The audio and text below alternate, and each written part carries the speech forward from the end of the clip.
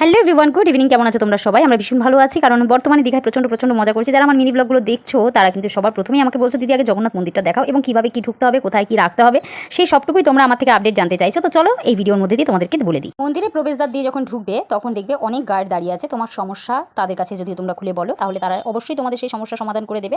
এবং আগে নাকি জুতো রাখার জায়গা ছিল না, ব্যাগ রাখার জায়গা ছিল না, কিন্তু বর্তমানে কিন্তু কাউন্টার হয়ে গেছে। জুতো রাখার, ব্যাগ রাখার বিনামূল্যে এগুলোকে রাখা হয়।